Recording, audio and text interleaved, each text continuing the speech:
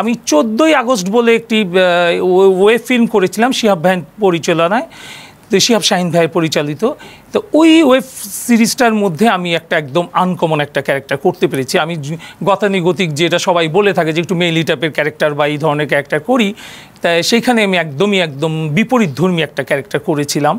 তারপরে আরেকটা করেছিলাম তাইফুর জাহান আশিক ভাইয়ের পরিচালনায়, নাটকটার নাম এই মুহূর্তে মনে আসছে না। ওইখানে তাসনিয়া ফারিন থাকে হচ্ছে একটা গার্মেন্টসের ওয়ার্কার, আর আমি থাকি ওই গার্মেন্টসের যে লাইনম্যান বলে যেটা, ওরকম যে ও খুবই একেবারে মানে খুব বাজে চরিত্রে থাকে। ও যে নতুন কোনো কর্মী আসলে তাকে ফুসলায় ফাসলায় রুমে নিবে, তার সাথে একটা খারাপ একটা আচরণ করবে, এই ধরনের একটা ক্যারেক্টার। এটা আমার জন্য খুব চ্যালেঞ্জিং ছিল এবং আমি খুব সুন্দরভাবে মানে মনে হয় করেছিলাম, কারণ এটা দেখে আমাকে অনেকেই প্রশংসা করেছিল যে একটু অন্যরকম ডিফারেন্ট একটা ক্যারেক্টার করলাম।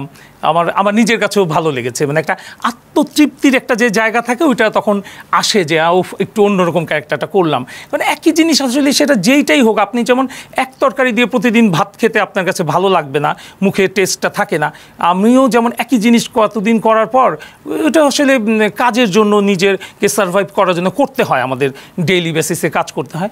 হঠাৎ করে যখন একটা অন্যরকম ক্যারেক্টার পেয়ে যাই তখন আসলে সেটা নিজেরকেই খুব ভালো লাগা কাজ করে, মানে শান্তি, একটা প্রশান্তির ব্যাপার আসে।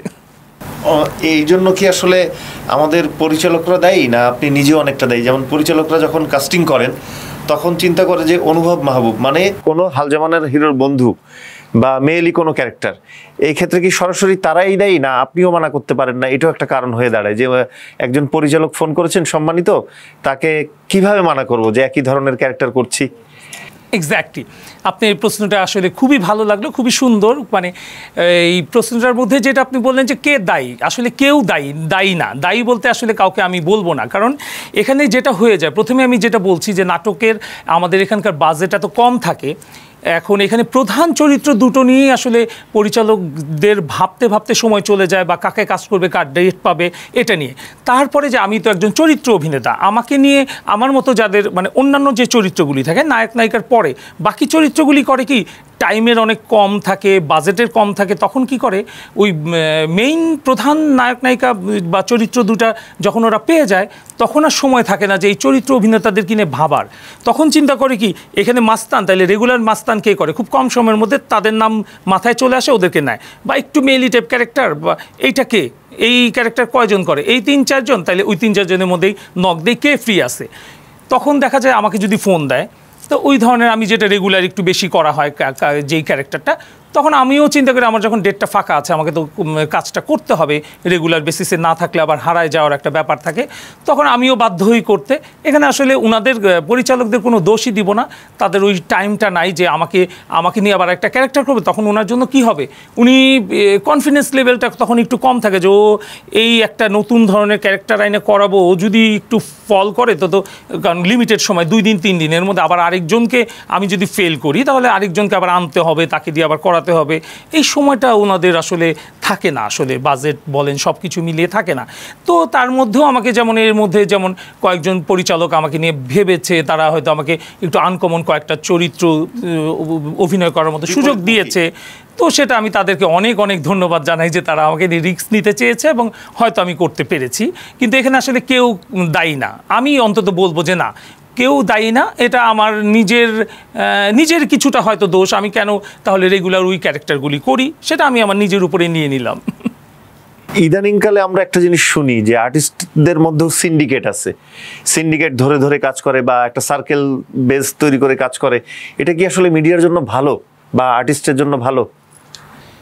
সিন্ডিকেট কথাটাই তো আসলে কখনোই ভালো হতে পারে না। আমি আমার একেবারে পার্সোনাল মতামত দিচ্ছি যে সিন্ডিকেট কথাটা কখনোই ভালো হতে পারে না।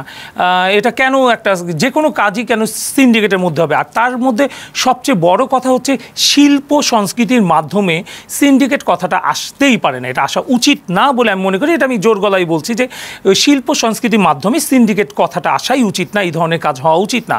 এখানে হবে হচ্ছে নতুন সন্ধান, এখানে নতুন আবিষ্কার, এখানে শিল্প সাংস্কৃতিক চর্চা এটা তো আসলে অনেক বড় একটা ব্যাপার। এটা আসলে আমরা এখনো পর্যন্ত শিল্প সংস্কৃতির সুস্থ চর্চাটা এটা আমরা এখনো পর্যন্ত সবাই শিখতে পারিনি বলে আমার বিশ্বাস, যে আমরা আসলে এখন এইটার যে আসলে মর্মার্থ বা এটার যে সুস্থভাবে চর্চাটা এটা আমরা এখনো পুরোপুরি কেউ করতে পারিনি বা শিখিনি। এটা আমাদের আরও সময় লাগবে শিখতে, চর্চাটা করতে, তখন হয়তো এই সিন্ডিকেট ব্যাপারটা থাকবে না। এখন যেটা আপনি বলছেন সিন্ডিকেট, যেটা আমি মনে করি যে হয় না যে কাজ করতে গিয়ে একটা সার্কেলের সাথে তাদের একটা আন্ডারস্ট্যান্ডিং হয়ে যায়, সমঝোতার ব্যাপারটা থাকে, বা তাদের সাথে কাজ করতে গেলে হয়তো মনে হয় যে থাক ওর সাথে আমি কাজ করে কমফোর্ট একটা জোন আবিষ্কার হয়, তো সেইটাই হয়তো সিন্ডিকেট ভাবে চলে আসে। ওইটাকেই আমরা সিন্ডিকেট বলতেছি, মানে এক একজনের একটা কমফোর্ট জোন থাকে যে আমি এই সার্কেলের আর্টিস্টগুলো নিয়ে কাজ করব, আমাদের মধ্যে একটা ফ্রেন্ডলি রিলেশন হয়ে গেছে, কাজ ভালো হবে। আচ্ছা, আর আরেকটা প্রশ্ন সেটা হচ্ছে, যদি আপনাকে এখন নেগেটিভ কোনো ক্যারেক্টার দেওয়া হয়, মানে সরাসরি ভিলেন একটা ক্যারেক্টার দেওয়া হয় কোনো সিনেমায়, আপনি কেমন সেটাকে এনজয় করবেন বা ধারণ করবেন মনের ভিতরে?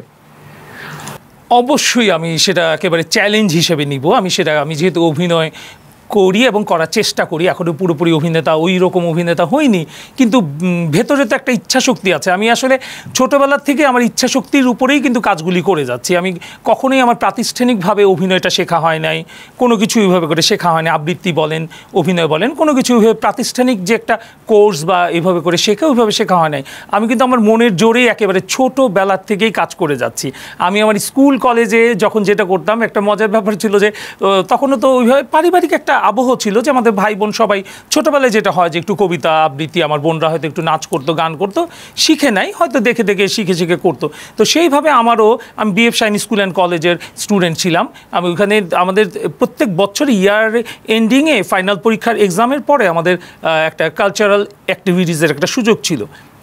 তো ওইখানে আমরা সবাই হয়তো যে নাচ গান আবৃত্তি পারতো এক একজন অ্যাটেন্ড করতো, ওইখানে ফার্স্ট সেকেন্ড থার্ড হলে পুরস্কার পাওয়ার একটা সুযোগ ছিল। তো সেইখানে আমি সেই কম্পিটিশনগুলিতে সব সময় কিছু পারি না পারি, মানে ইচ্ছা শক্তির উপরে হয় কবিতায় নাম দিলাম, একক অভিনয়ে, বক্তৃতা, আবৃত্তি সব কিছু নাম দিয়ে রাখতাম, করে আসতাম, হইলে হলো, না হলে না হলো। তো মিডিয়ার, তাহলে আপনার টিভি মিডিয়াতে শুরুটা কিভাবে হলো? টেলিভিশন মিডিয়াতে শুরু আমার হচ্ছে 2005-এ। সেটা হচ্ছে ওই যে আমাদের শ্রদ্ধেয় পরিচালক মোস্তফা সরোয়ার ফারুকী ভাইয়ের হাত ধরে। তো ওইখানেও আমার এইটা এরকমই হয়েছিল যে আমি টেলিভিশনে তো দেখতামই, রেগুলার নাটকের ভক্ত ছিলাম, নাটক দেখতাম, গান টান সবই দেখতাম।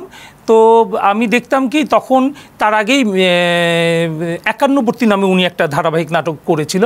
তার বেশিরভাগ নাটকে তো সব বড় বড় আর্টিস্টরা কাজ করতো। 51-তে দেখলাম কি ওখানে অনেকজন নতুন শিল্পীকে উনি সুযোগ দিয়েছে। তো ওটা দেখে আমার যেটা মনে হয়েছিল যে এই পরিচালক হয়তো গেলে পরে কিছুটা হয়তো আমাকে সুযোগ দিতে পারে বা একটা চান্স দিবে। তো এখন ওনার নাম্বার কোথায় পাই, আমি তো কোনো টেলিভিশনের কাউকে চিনি না। তখন আমাদের এলাকাতেই একজন সাংবাদিক, বিনোদন বিট করতো, একজন সাংবাদিক ছিলেন, ওই আনন্দ ভুবন পত্রিকার একজন সাংবাদিক আমাদের এলাকাতেই ভাড়া থাকতো। তো আমি একদিন ওনার সাথে খাতির হয়ে গেছিল তারও অনেক আগেই, কারণ উনি যেহেতু বিনোদন বিটে কাজ করে, তো ওনার পত্রিকার আমি ওনার থেকে ফ্রিতে আনন্দ ভুবন পত্রিকাটা নিতাম। খুব ম্যাগাজিনের সবাই ইতিহাস পড়তাম, দেখতে ভালো লাগতো, ছবি ভালো লাগতো। তো সেইভাবে ওনাকে উনি দেখতাম যে সব তখন শাবনূর মৌসুমী সবার সাথে ওনার খাতির, ওনাদের ইন্টারভিউ নেয়। আমি বলতাম যে একটু ওনাদের সাথে দেখা করবো এই সেই, তো উনি ওইভাবে করে বলতো না যে ঠিক আছে চলো দেখা, কিন্তু আমি সবসময় ওনাকে বলতাম।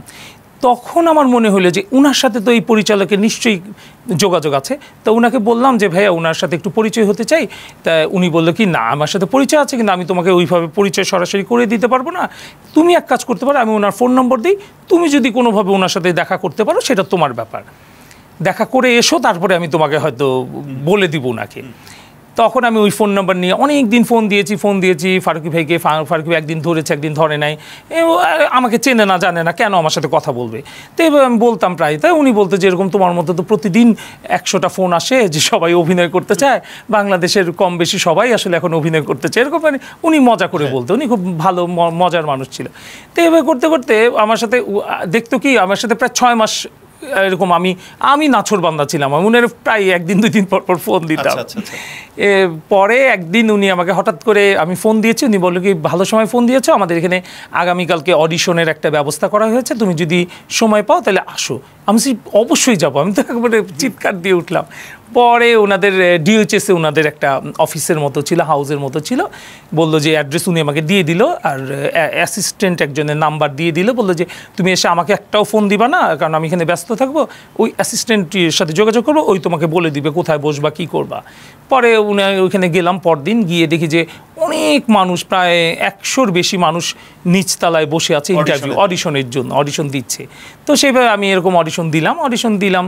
তো অডিশনে আসলে ওইভাবে অ্যাক্টিং করে দেখানো বা কিছু না, দেখি ওনারা কী জানি কোশ্চেন করলো, গল্প টল্প করলো, এইভাবে করে চলে আসলাম। আমি তো বললাম যে তার মানে আমাকে তো আর সুযোগ দিবে না। পরে 1 সপ্তাহ পরে দেখি ওনার ওই অ্যাসিস্ট্যান্ট আমাকে ফোন দিয়ে বললো যে আপনাকে একটি চরিত্রের জন্য আমাদের এখানে সিলেক্ট করা হয়েছে। আমি তো খুবই খুশি, একটা চরিত্র যাই হোক আমি তো করব। পরে গেলাম, যে দেখি যে সেদিন আমি একেবারে যাদেরকে স্বপ্নে দেখতাম, একদম বড় বড় অভিনেত্রী, শহীদ সেলিম ভাই, তারপর অপি করিম, তারপরে শ্রাবন্তী আপা, তখন এরা হলো সব সুপার ডুপার হিট। ওনারা আহমেদ রুবেল ভাই ছিলেন, আরও অনেক বড় বড়, মানে বাংলাদেশের সব স্টাররা ওইখানে শুটিংয়ে, ওই সিরিয়ালে ওনারা অ্যাক্টিং করে ওইখানে ছিল। তার মাঝখানে আমি গিয়ে তো পুরো নার্ভাস হয়ে গেলাম।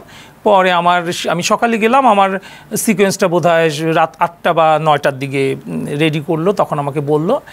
তখন উনি আমাকে ডায়লগ বলে দিল, এইভাবে করে একটা সিকোয়েন্স করে আসলাম। তারপরে দিন আরেকটা করলাম, এইভাবে 3টা সিকোয়েন্স করলাম, জানি না কেমন করেছিলাম। পরে দেখি যে ওইটা আবার দীর্ঘ সিরিয়ালে 104 পর্বে আমার ক্যারেক্টারটা টানা হয়েছিল আর কি। তা আমার ওই শুরুটা আসলে যে মোস্তফা সরোয়ার ফারুকী ভাইয়ের হাত ধরেই। ফারুকী ভাই ভালো একজন মানুষের হাত ধরে, ভালো একজন নির্মাতার হাত ধরে আর কি। অনুভব ভাই, আজকে তো আপনার কাছ থেকে আমরা অনেক গল্প শুনলাম, কাজ, ভালো নির্মাতা, ভালো প্রযোজক, আপনার দেশের বাড়ি, সবকিছুই। তো দর্শকদের উদ্দেশ্যে যদি আপনার কিছু বলার থাকে আপনি বলতে পারেন।